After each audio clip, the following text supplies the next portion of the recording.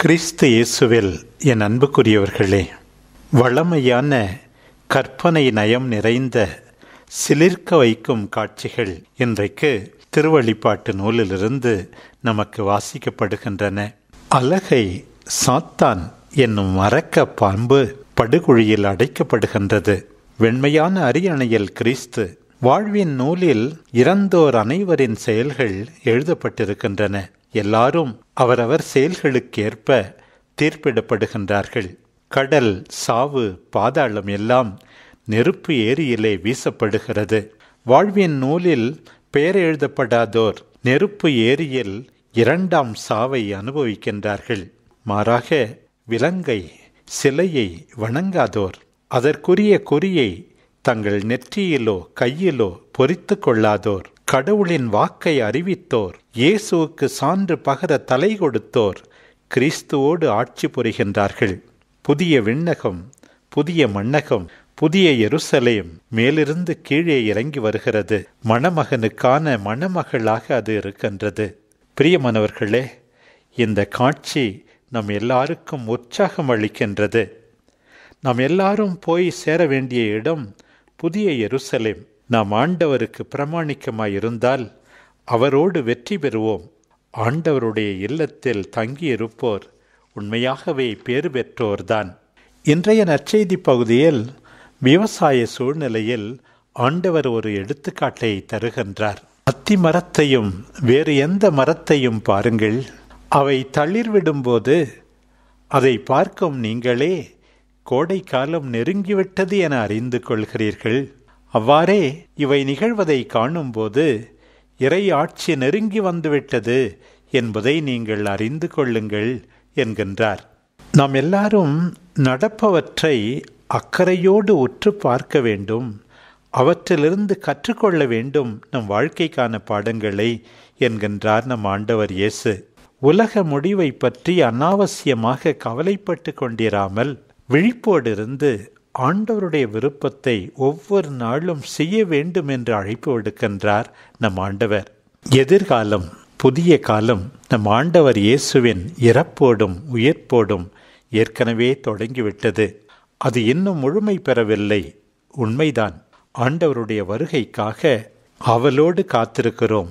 ஆனால் ஒரு விதத்தில் அந்த விண்ணகம் மண்ணுலகிலேயே தொடங்கிவிட்டது என்று நாம் சொல்லலாம். புதிய எருசலேம் இப்போதே ஆரம்பிக்க வேண்டும்.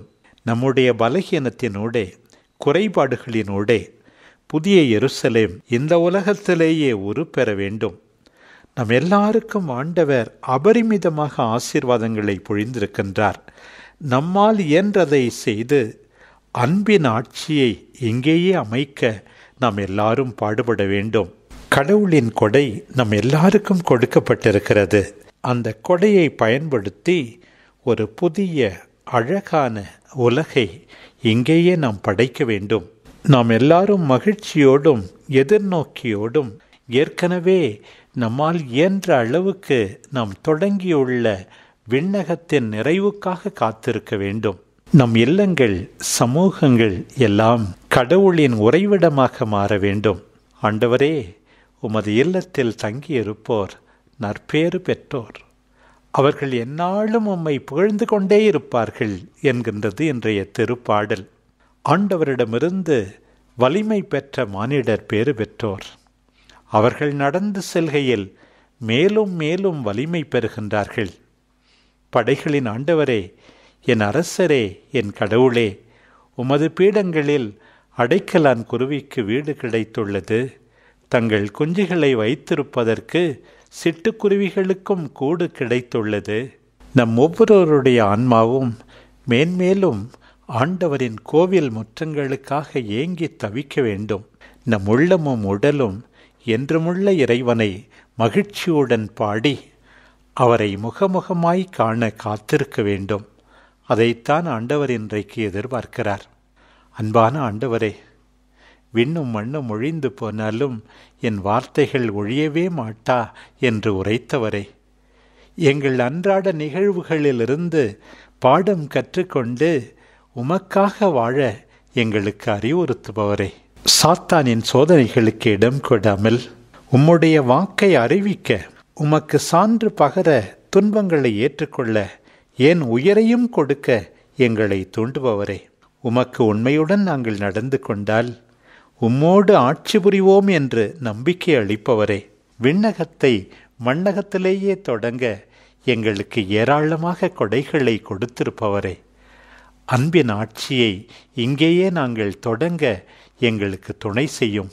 நிறைவான மகிழ்ச்சிக்காக உம்மோடு என்றென்றும் இருப்பதற்காக எங்களையே நாங்கள் தயாரித்து கொள்ள எங்களுக்கு கற்றுத்தாரும்.